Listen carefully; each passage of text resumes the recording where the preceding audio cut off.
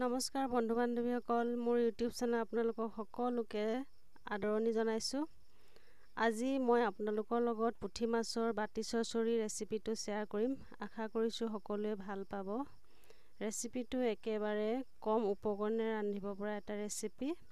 গতিকে বলক আৰম্ভ কৰোঁ।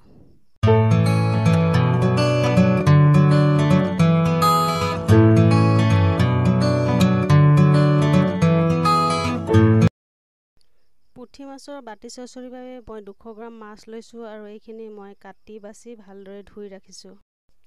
মাছখিনি বনাবৰ বাবে মই এচামুচ সৰু চামুচেৰে ক'লা জিৰা, পিঁয়াজ বটা, এটা কাটি লোৱা পিঁয়াজ, কেঁচা জলকীয়া আৰু টমেটো পিউৰি লৈ লৈছোঁ। এতিয়া মই মাছখিনিত কাটি লোৱা পিঁয়াজ বটা, টমেটো পিউৰি, কেঁচা জলকীয়া, 1 চামুচ জলকীয়াৰ গুড়ি, নিমখ হালধি আৰু কেঁচা মিঠাতেল 2 চামুচমান দি ভালদৰে সানি ল'ম।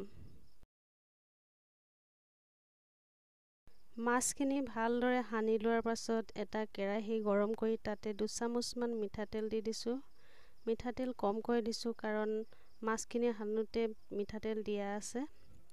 আৰু এতিয়া তাত দি দিম 1 চামুচমান ক'লা জিৰা আৰু এইখিনি অলপ সময়ৰ বাবে ফুটিবলৈ দিম।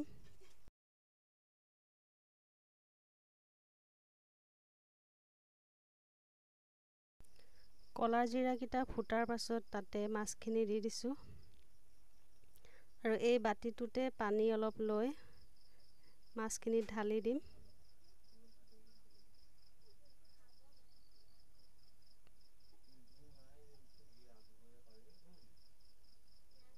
পানী দিয়াৰ পাছত হেতা এখনেৰে লাহে লাহেকৈ মই এইখিনি লৰাই থাকিম যাতে মাছখিনি ভাঙি নাযায়। এনেকৈ অলপ সময় লৰোৱাৰ পাছত মই এখন ঢাকনিৰে ঢাকি দিম আৰু 10 মিনিট সময় বাবে সিজিবলৈ দিম।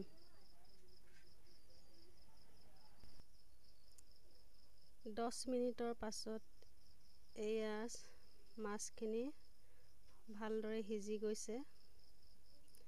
এইখিনি লাহেকৈ মই লৰাই ল'ম।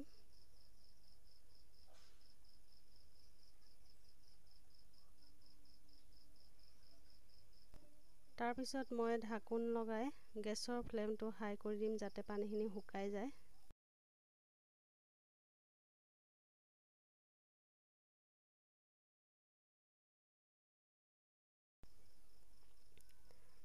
দুই মিনিটমান হাই ফ্লেমত সিজোৱাৰ পাছত মাছখিনি এয়া পানী শুকাই আহিছে।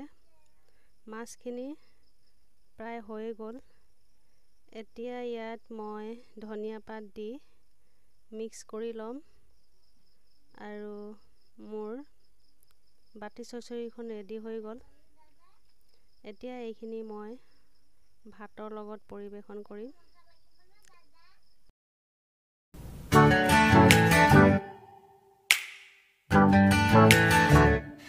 Flavors of love.